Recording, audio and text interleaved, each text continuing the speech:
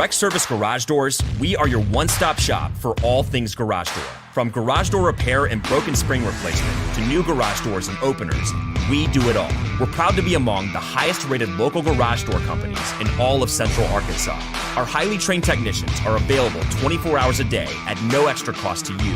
So if you have an emergency, call us today, 501-244-3667, or visit our website at directserviceoverhead.com. Don't wait days. We'll fix it now.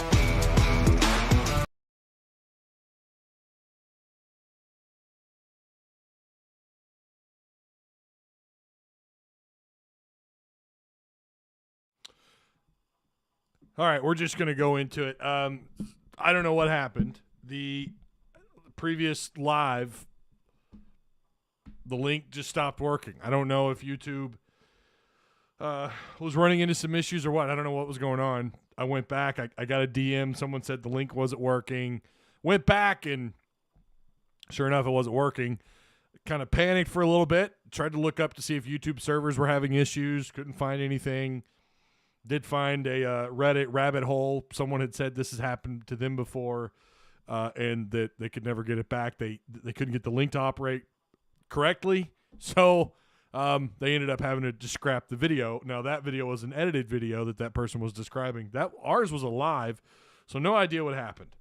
So we're here. I've got a little bit of time. I'm going to try and shoot through this. Depending on how active chat is, and I imagine it's probably not going to be that active. It's 2 o'clock in the afternoon. There's college baseball on. People are flocking to what's available out there. I've already seen several posts. People are already watching some of the games on Flow Sports, or they're watching it somewhere. So, again, this is going to be for the people. Maybe you missed. I see Mike and John are in chat. Thank you guys so much. Remember to like and go ahead and share the link. I hope this one works. Hope it stays up. We'll have to cross our fingers.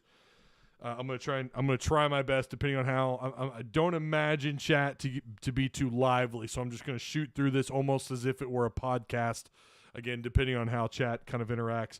Shout out to Patreon supporters. If you guys haven't already, if you're a Patreon supporter, the chat that I had with Blake Level from Southeastern 14, really good chat, a lot of good stuff. We don't talk about Arkansas and Florida. That wasn't the focus of that conversation. The focus of that conversation was Arkansas and the SEC, right? How the shape that the SEC's in and the shape that the Arkansas Razorback basketball program is in, and kind of what he's seeing out of Arkansas. And we also touch on Nick Smith a little bit. We talk about postseason, some stuff that he brought up about the SEC and its struggles in postseason play. I thought he brought up something. He made a really good point. I'll keep you company, Ty. I appreciate that, Mike. I appreciate that, man. Really do. Thanks for being here. Again, I apologize to anyone who was trying to click on that link and couldn't get it to work. I've noticed ever since they've swapped over to this new ad system where the live viewers are seeing the ads, ever since then I've noticed that there's either something going on with OBS, which is the online broadcasting software, and YouTube. I don't know what it is. Something's going on. I noticed at the end of the live earlier that it was acting a little funny. It acted like it didn't want to stop. It acted like it wasn't communicating with YouTube anymore before I hit the end stream button on OBS. Something's weird. Something weird's going on. Again, if this one doesn't work, then we tried. So, all right. What's up, G-Rec? How you doing, bruh? How you doing? If you're a Patreon supporter, you have access to that Blake Level interview. It was really a lot of fun. Blake is good at what he does, man. No doubt about that. So shout out to our show sponsors, Direct Service Overhead, the garage door repair company. They offer same-day services, quality parts, affordable outcomes.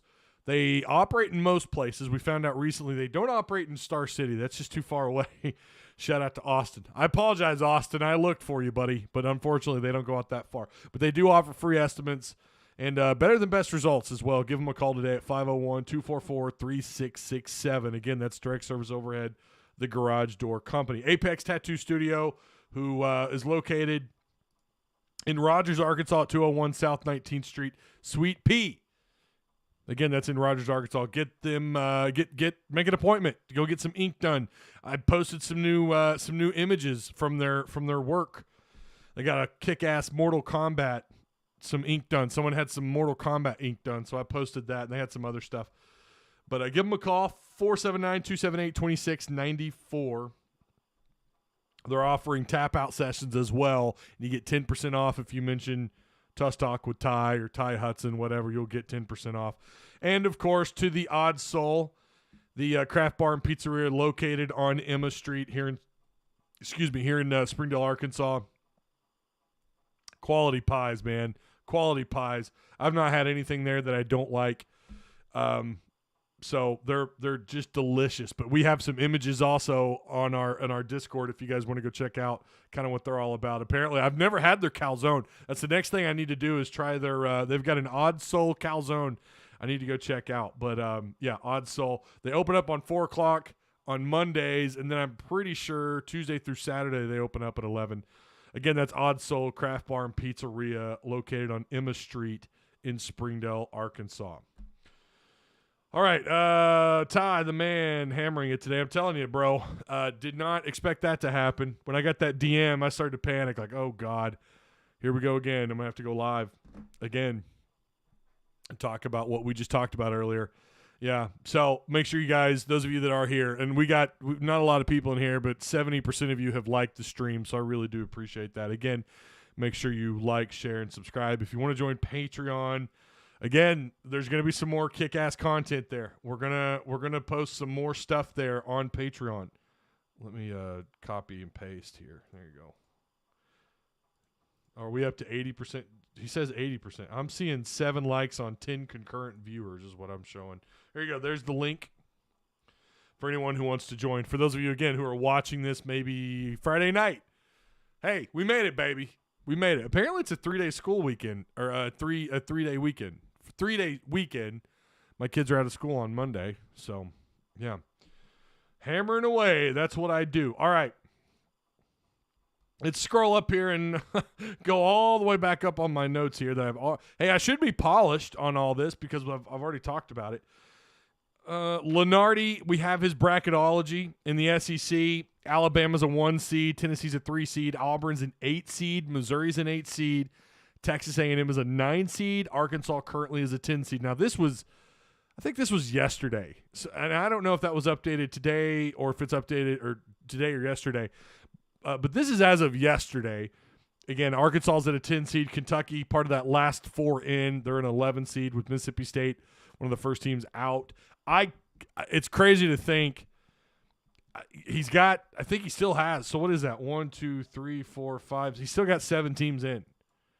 He still has Kentucky in. And God, it's crazy. And the net rankings love the SEC.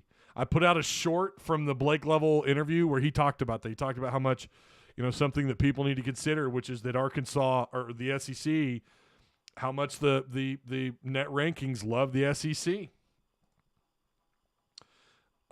Imagine how bad it's going to suck if Florida without Castleton beats us. Yeah, we got to get to that point first, right? We got to take this one segment at a time. We'll get to the Arkansas-Florida game here in just a second. But Ken Palm also, by the way, Alabama at a 2, Tennessee's at a 4, and then who's next up? Auburn's at 17, Arkansas's at 23, A&M's at 33, according to Ken Palm. Mississippi State's back at 41st. Florida is at 48 on Ken Palm. And that's Arkansas projected 500 in SEC play, 9-9 record.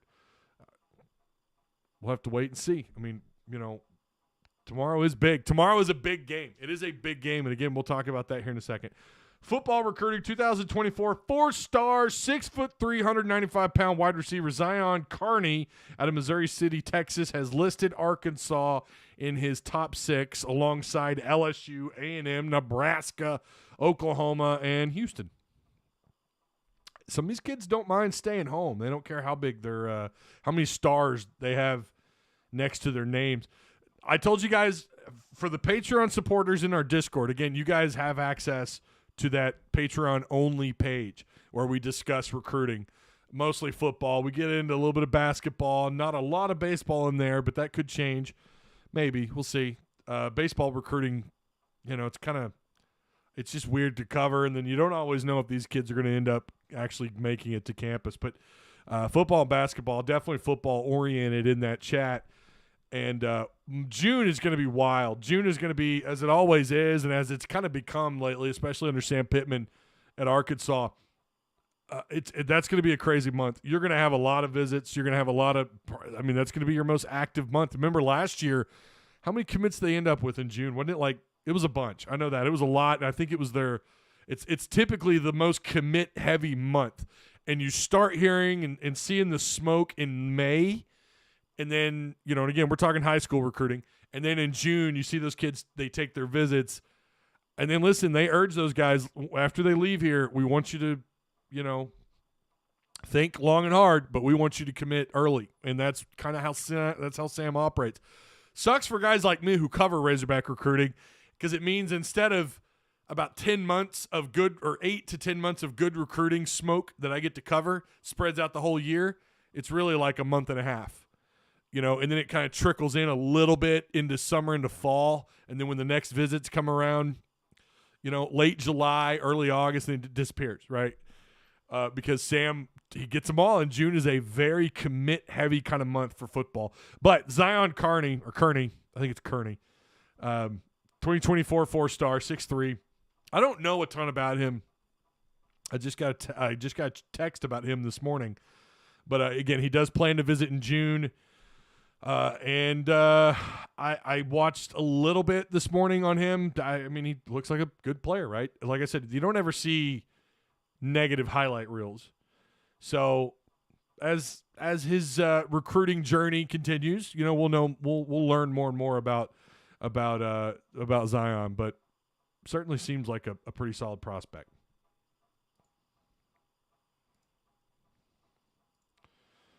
All right, we found out the 2023 SEC Football Media Day schedule. We have that. Sam Pittman's going to take the podium on July 19th alongside Nick Saban, Billy Napier, and Mark Stoops.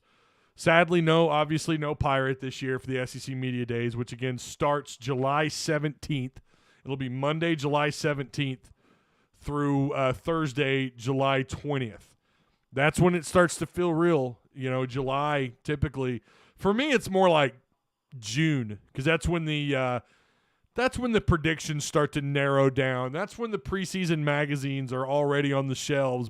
Typically by the end of May into June, you're reading Athlon, just seeing what they have to say. I'm always curious what the guys who still deal in the ink, who still deal with writing in ink. I'm always curious, or typing, whatever. I'm always curious what they have to say, what those guys say. Athlon, Lindy's. Who's the other one? Of course, you got Phil Still. I love reading those, and I'll spend a lot of money on those magazines. I do it every year, even though the information's wide open and free. It's still on the internet. It's still nice just to pick up a magazine, and sometimes I think they circle in on things a little bit better. I also wonder how that structure is going to change with the transfer portal window, especially ending in May, and they've already printed the magazines in May.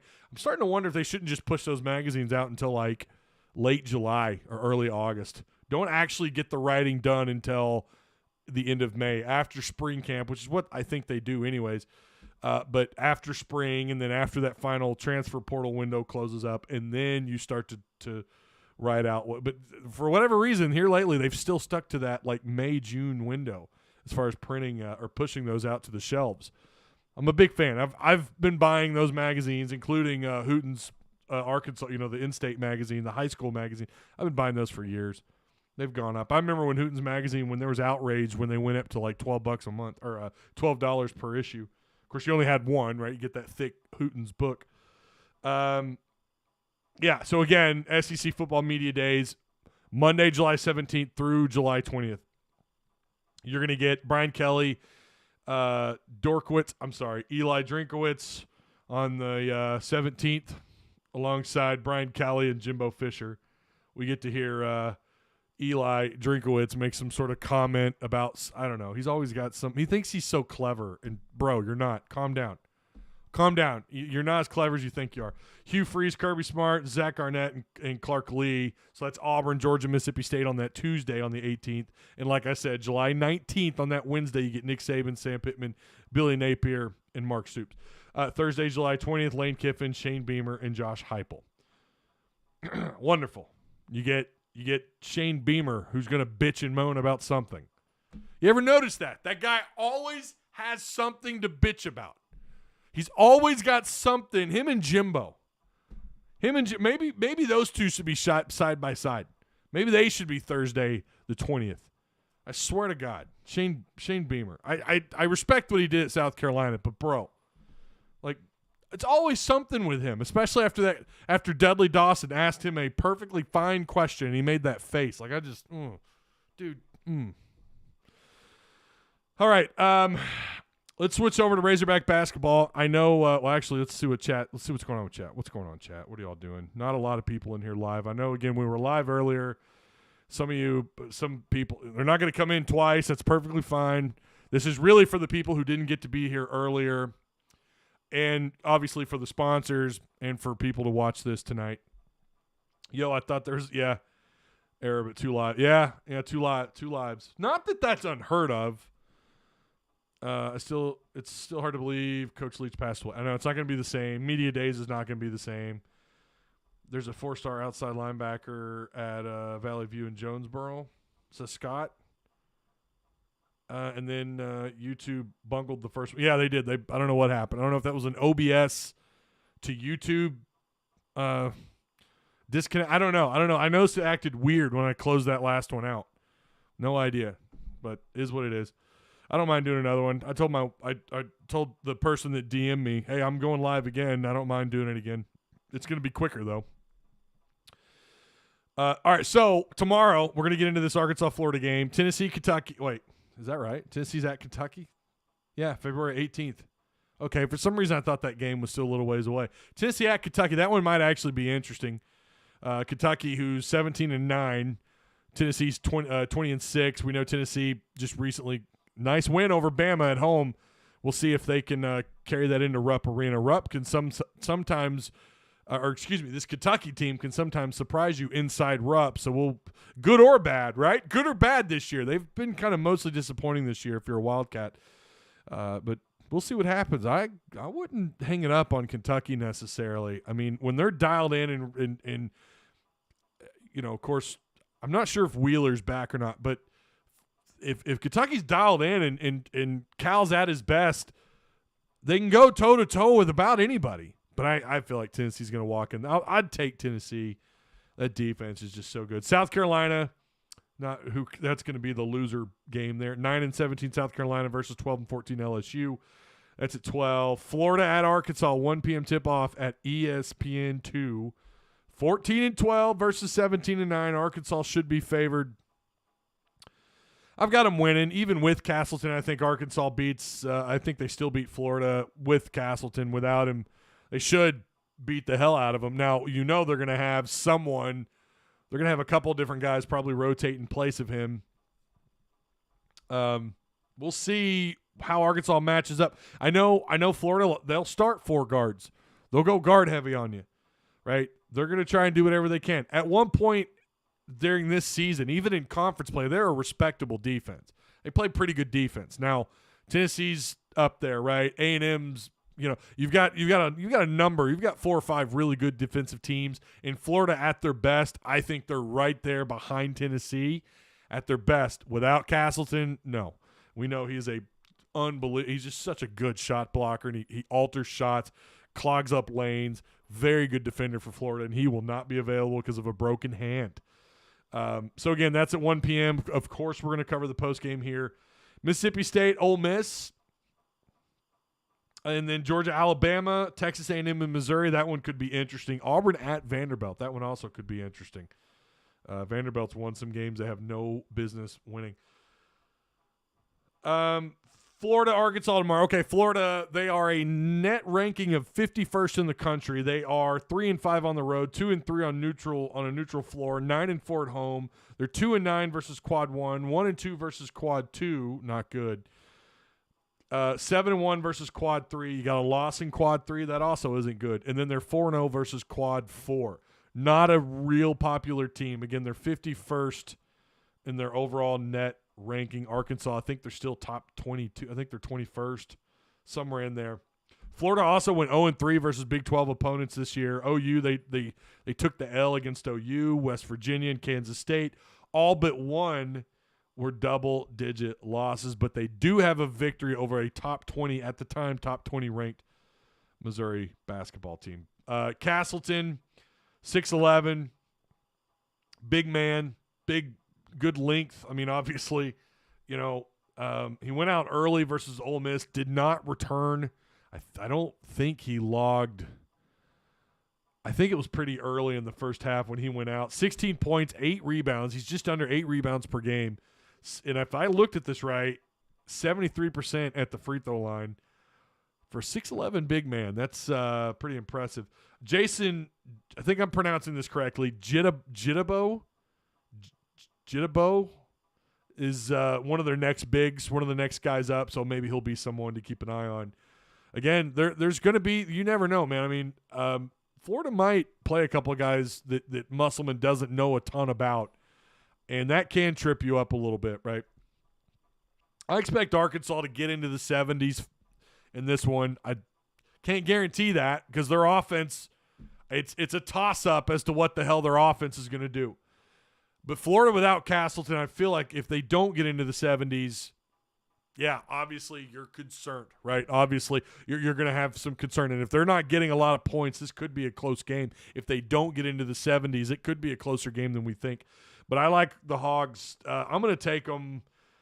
I think I said 72-64 was my initial. I'm going to change that to 74-64. I think they win by double digits. I think they win by 10.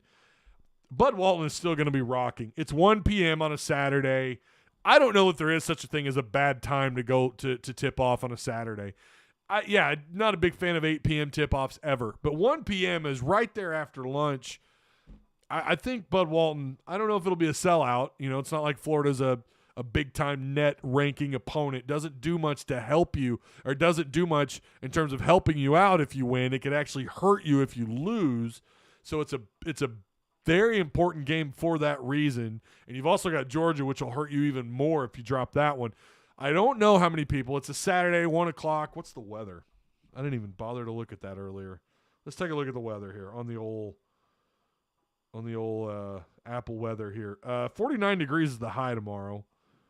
43 is the high today. So 6 degrees warmer tomorrow. So not bad. At least you're not hovering around freezing. But we'll see what the crowd looks like, right? We know the colder it gets, the less likely people are going to show up to games. That's just natural, no matter where. But, again, it's an important game. The crowd needs to be there. They need to be loud and proud, baby. You need to root your Hogs on if you're going tomorrow. I mean, yeah, there's not much that Florida does really well. I mean, they're just not really that great of a team. They're just good enough to be right around the top 50 in net rankings. According to the Basketball Power Index, or the matchup predictor, as they call it now on ESPN, almost 78% in favor of Arkansas. Of course, we won't have a spread till tomorrow. Florida is 7-6 in conference play, 14-12 overall, as I mentioned earlier. I don't like Florida's. Even with Castleton, this is going to be a tough game. This was going to be a really tough game for Florida to win. They average about 72 points a game, which kind of took me by surprise. I thought they were actually lower than that when I looked at that yesterday. I thought they were like 66 points a game. But they can, again, through Castleton, they're able to get their offense going. You're talking about a guy, like I mentioned, he's a 16 points per game kind of guy. But they're 191st in the country when it comes to points per game. They're below average as a rebounding team. They're right at about 35 rebounds a game. And they only give up about 67 points a game. Again, it's another reason why I think Arkansas, I think Bud Walton's going to be, I hope it's going to be rocking. And if it is, I think Arkansas is looking to recover after that disappointing loss on the road, a game they could have beaten, or a game they could have won against the salty A&M Aggie basketball team, a place where Musselman struggles at. So I think they're going to, I hope, we'll see what they do with Nick. That was it's all we really talked about in the show earlier was Nick Smith and what they do about his about his production and his minutes on the floor. If Nick Smith is full go, I mean, if I don't know why you're not playing him, but then again, you look at his production since coming back the second time. His output is not high. What is he at? 22, 21 minutes, and he's got like 5 points, 2-3 turnovers. Not a lot of output there. And Musselman said in his post game, he wanted more or less. Again, I don't have it verbatim. I don't remember what he said verbatim, but it was something along the lines of, I wanted to coach to win. I wanted to win the game. And apparently he didn't think that Nick Smith gave him the best opportunity to win at that time. I don't know if that's a chemistry issue. I don't know if it's I don't know. But if he's 100% full go, I understand that Arkansas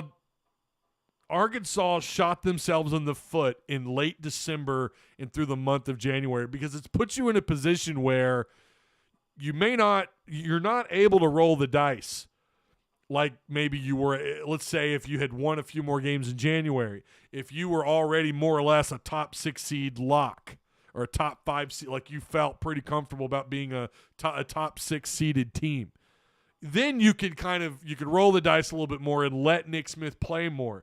Now you're in a position where if Nick Smith gets too many minutes and he's not gelling with this team and there's no chemistry, then you're rolling the dice big time there at that point. You could lose the game. And now I'm a little bit, again, if he's 100% and he only played 4 minutes, then it's telling me it's got to be a chemistry issue. It's got to be something. It's got to be something about these guys not gelling on the floor, that they're not being much chemistry, or he's just that rusty. It's something. Or the worst case scenario, which is the injury is back, or he's fighting through it again or something.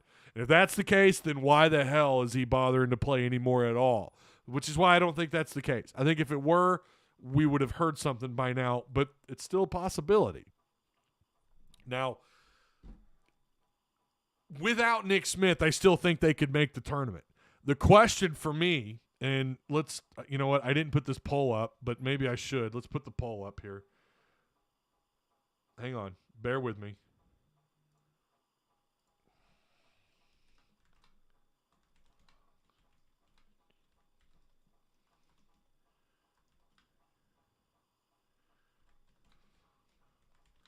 Let's see. Do the Hogs need Nick Smith Jr. to help them go on a run in March Madness in the NCAA tournament? Is that how we want to word that? I should have thought of that before I went live. Do the Hogs need Nick Smith Jr. to help them go on a run in the NCAA tournament? I don't like the way that's worded. How about this? You guys just tell me. You guys just tell me in chat. I don't know if that sounds right. Do the Hogs need Nick Smith Jr. to help them go on a run in the NCAA tournament? Here, we'll just throw that up there. I don't know. Answer it to the best of your ability. But, yeah, my son played for Jeff Conaway. Oh, okay. Do you think Nick Smith will play many minutes? I don't know. Again, we don't know. Like I said a second ago, he's either, if he's fully healthy, then it's got to be a chemistry issue. It's got to be something going on with the chemistry, right? Scott says, I feel they do. They do need Nick Smith. 33% of you right now say no. So, again, we've only got 3 votes in, but feel free to take that poll. I might post it on the community page afterwards. I don't know. Maybe not. Maybe we'll put it in Discord. Maybe that'll be a good place for Discord to answer, or a good question for Discord to answer. So, yeah, they're gonna need Nick Smith. If in my opinion, yes, I think they will. I think they will need Nick to go on, at least to help them go on a run through March Madness, to help deal with the issues. They've if he gets going from a scoring standpoint, all of a sudden that takes the pressure off some of these other guys. I just don't know how inconsistent they've been without him, and yet he's been back, and they're still they lost a game they had no business losing, right? I mean, and they've lost. They're not exactly on a winning streak since he's returned. Now, again, it's very limited. He's only played in 2 games, right? That's not his fault, and I'm not saying that it is his fault. I think it's more of a chemistry issue right now. I think that Musselman is probably sensing that there's just not a good gel on the floor. But again, yeah, he's in the 2 games he's played, Arkansas hasn't won a game. Now, again, that is not a reflection on Nick Smith as a player. It just means, again, there might be something else going on. But I do like Arkansas's odds here against Florida. I think they win pretty easily. I'm not going to allow that to go through, Matthew. Come on, man. Come on, Matthew. Do better than that, bro. How do you watch the baseball game tonight? Yeah, it's apparently being streamed on Twitch. I'm not going to share the link because I'm starting to wonder if maybe that had something to do with that video getting taken down. Surely not. Surely that's not why that live got taken down earlier. Because it's just a Twitch link. I have no idea what's on the other side of it other than a Twitch streamer. YouTube, I don't know, maybe. I don't know. I was thinking about that earlier. Maybe that had something to do with it. What do you think the final five games will be like? So how do I see that working out? I see Arkansas losing 2 out of the 5. I think they win all their home games. They have to. They cannot afford to lose any of these final 5 games. Nick's defense has been very good. I did like the intensity that he brought, and I talked about that again with Blake Lovell. Talked about that with him. That video is available. All you got to do is be a Patreon supporter. You can go watch. Nick Smith pulling a Kyrie, not wanting to see. Here's the problem I have with that though. Why enroll in classes and risk furthering his injury? I mean, he's played 21 minutes. Now, you may say that's not a lot, and it's really not. I mean, I get it. 21 minutes isn't a ton of time. But when you talk about in 2 games for a guy that just came off an injury, I don't know. I'm not going with it. He hasn't even been injured. How do you know this? Chalked up the season a while ago, disappointing as usual. God, I think we have Country Boy in the chat. Matthew, are you Country Boy? Just by chance. Dylan Ball told me. Well, again, I'm not going to pretend to know anything that I don't. I don't know that. I certainly hope that's not the case. I don't know why he would bother to enroll in classes, go through the motions, travel or to travel with the team, to play minutes on the floor. You know, I don't know that I'm buying into that. I don't know, man. I don't see that happening. All I've ever heard about Nick is he's a good kid. He's got a good head on his shoulders. Listen, I'm not going to pretend to know something I don't. I have no idea. You say you have an inside guy, then you got an inside guy.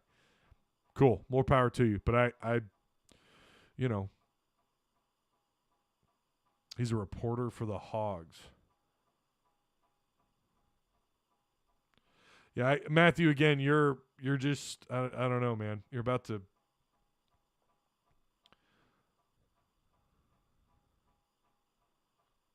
Anyways.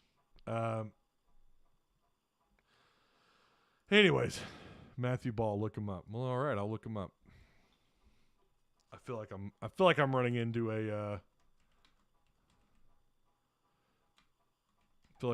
Is this a porn star? I feel like I'm walking into a.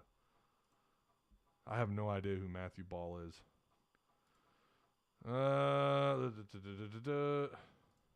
don't read the paper. Does he work for a paper? Yeah. You're sending me on a wild goose chase. That's fine. I've been on several. I have no idea who you're talking about. I miss Brett Bahlima. Yeah, you're a troll. All right, I get it. He's a troll. We get it. Nick obviously wants to be a Hog and is a good player, but this team has had awful luck, and having to rebuild chemistry at this point in the season sucks. Yeah, and Musselman talks about, how did he put it, the 6 different team, or he's had to build 6 different teams this year. I kind of wish he would go into more detail on that. I don't know what exactly he means by that. I mean, I know you've had the 2 major injuries with Brazil and Nick Smith. I get that. I understand that, but I mean, everyone deals with injuries, and everyone's got to fix their rotation. So, I mean, I'm not really sure I wish he would kind of go into a little bit more detail as to what he means when he says he's had to. I forgot how he put it exactly, but he's had to build or build 6 different teams. I'd like for him to go into detail on that. I think Nick really wants to be a Hog. I think so too. Yeah, I don't know. I think Matthew Marsh is just probably a troll. Probably someone's burner. I have no idea who you're talking about. Never heard of that individual. Then again, there are a lot of Arkansas media people. A lot of people, I don't know. Could be anyone. No one misses Brett. Laugh out loud. Yeah, that's kind of when you know they're, all right, that's probably a troll. All right, let's get into baseball. Yeah. All right.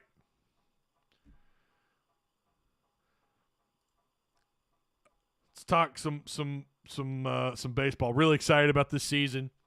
I think listen, with the way the transfer portal has affected every sport, it's definitely left its fingerprints everywhere, right? We know how big of an impact it can have on basketball and not to quite this, football it's a little bit less, but it still can be a lot, right? Like if you get a big time quarterback transferring, we've seen how that can work out. A big time linebacker, Drew Sanders. What would Arkansas's defense have looked like last year without Drew Sanders, right? Yeah, the defense wasn't that great, but could have been a lot worse, right, without someone like Sanders, who's a potential first-round draft pick. But I feel like baseball and basketball are the sports that can be affected, the most. They can have the larger impact. I mean, you look at some of these transfers, you look at some of these players that they've picked up. They've had an impact, man, already in the offseason. They've already kind of broken in and starting to look like they're going to play a pretty big role. We've had some rules changes, by the way, and I don't know. I'm not going to go into all the detail, but we have a between batters clock. There's a 30-second timer between hitters hitters shall start at the conclusion of the prior play as indicated by the umpire's final signal of safe or out or other clear indication that prior play has concluded, consistent with the NCAA pitch clock protocols. I thought there was already kind of a timer there, but I guess now in conference play, I don't know in Texas if this rule is going to be followed, but this is in conference play according to the NCAA. Again, you're going to have a 30-second between batters clock. Then you're going to have a mound visit clock, which is interesting. You're going to have there's a 30-second timer on a mound visit shall begin when a coach exits the dugout or when a defensive player leaves their position to visit the pitcher's mound. I missed that part earlier on the live. I was reading it out loud. For whatever reason, that second part there, I just missed it. I was just reading out loud. Wasn't really I was trying to juggle between live chat and trying to read this thing. But yeah, so it doesn't matter. The 30 seconds is 30 seconds, which I mean, that's not like it's not a real big deal, but for someone like Dave Van Horn who comes out of the mound, who's known for that walk coming out of the dugout to the mound, yeah, I don't know. He's going to have to move a little quicker maybe if he's going to have a deep conversation with whoever's on the mound. But yeah, it's a 30-second timer. So basically from the time you leave your position or you leave the mound, that's when that clock starts. I wonder who's going to keep up with that. I mean, are they just going to leave that up to – who are they leaving that up to? Right? I mean, now that they actually have the rule in place. And then there's a pitching change clock too, which is 2.5 minutes. So, again, you can look these rules up and go into further detail, but those are your 3 changes. Between batter clock at 30, mound visit clock at 30, and then pitching change clock at 2 minutes and 30 seconds. Let's look at chat here, I'm sure. What's your opinion on Ronnie Brewer taking Musselman's job next season? No, I'm trying to have a conversation. He's a reporter for Cabot. I have no idea who you're talking about. Hog baseball, 12-20. Okay, yeah.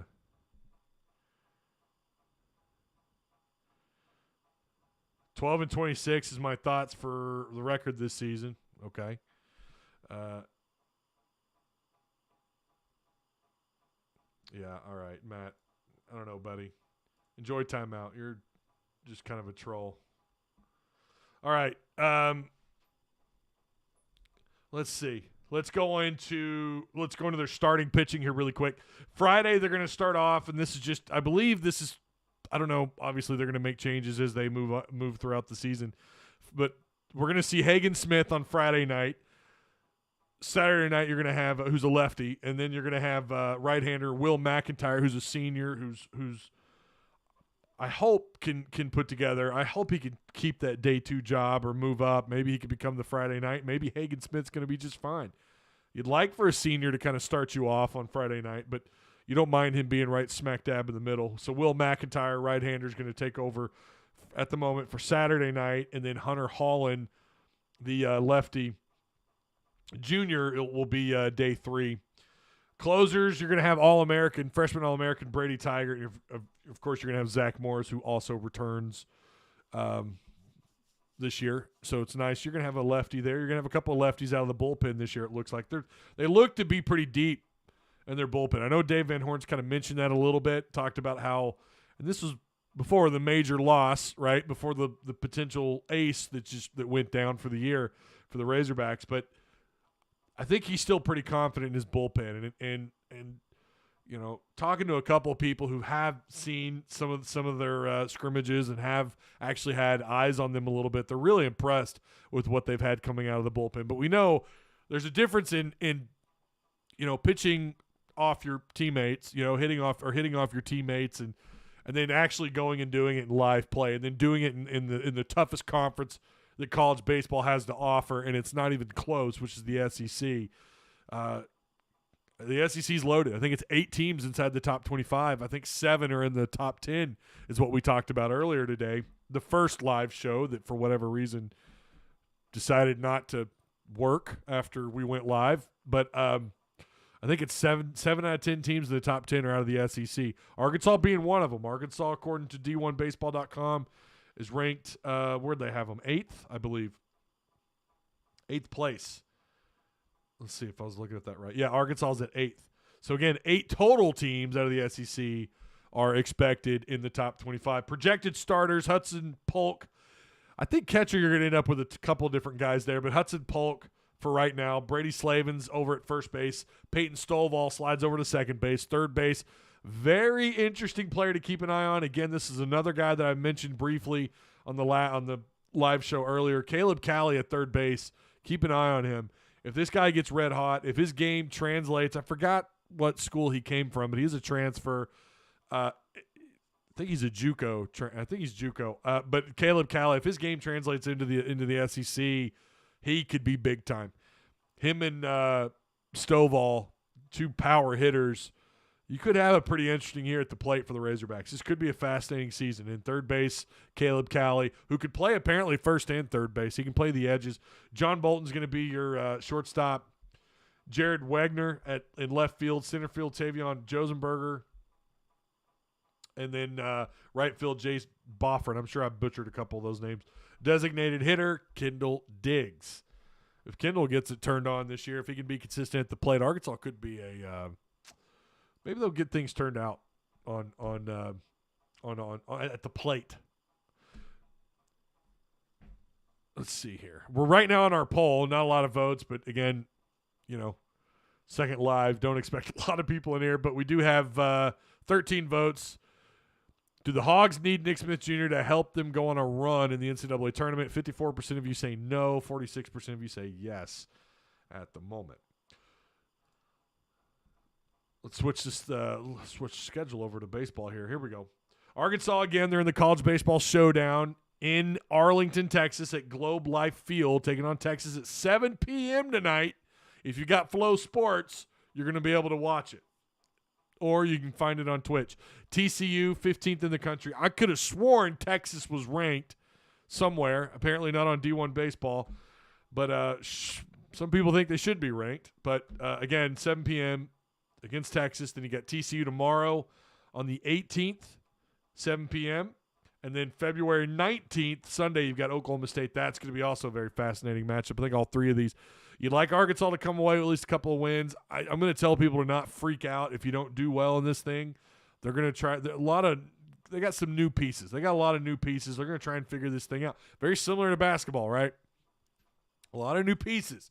Might take them a little while to get it going. We know Arkansas's actually done all right early in the season, though, so it wouldn't shock me to see them go 2-1, 3-0. But anything could happen. Anything could happen. But Arkansas, after this 3-game series down in the college baseball showdown against all these Texas teams and then Oklahoma State, you've got a shit ton of games in Fayetteville. You have a shit ton of games in Fayetteville. You got Grambling, Eastern Illinois is a 3-game series in that one. Grambling's a single game. Illinois State, Wednesday, March 1st. 3-game series against Wright State, March 3rd through the 5th. A single game on Tuesday against Army. These are all in Fayetteville. Louisiana Tech, UNLV, Auburn. You start off conference play. I messed that up earlier on my live. For whatever reason, I said LSU's where you open up conference play. I'm sorry, I was wrong. It was Auburn. Auburn, March 17th through the 19th. That's where you start things off in SEC play. That's 6:30 on March 17th. Right now, it's slated on SEC Network Plus. But we're going to try and keep you guys up to date as to where you can watch the Hogs, how you can watch the Hogs. Some of these games we'll figure it out where we might catch these games. We might just throwing that out there. Discord. But anyways, a bunch of games. You don't leave after you get home from Texas. You don't leave to Baum Stadium until March 24th when you go on the road to take on LSU, which, by the way, holy crap, that could be a huge series. LSU right now ranked number 1 in the country. We know that's not always a good thing, right? Arkansas's been in that seat before where you're number 1. You look at Tennessee last year, Florida, what was that, the year before last when they were ranked? I mean, it's not always a good thing to be ranked. You just never know. Preseason baseball rank is hard to take serious. It just really is. And I feel the same really about all sports outside of football. Football, you kind of have a pretty good idea because it's so much more predictable than basketball and baseball. But they are good. LSU is loaded. They're looking to go on a run this year, so it wouldn't shock me at all to see LSU retake their throne here in the SEC. But they got to prove it on the field. They got to prove it in a very tough conference. So much exposure for these teams, and it's a good thing. But that's one of those places, Baton Rouge, where it'd be huge to go on the road and take 2 out of 3, or hell, find a way to sweep them. But Arkansas's got to prove it first. I really don't know what the expectations should be for this team. I have no idea. Twisted Prerogative. Did y'all discuss the news? Oh my God.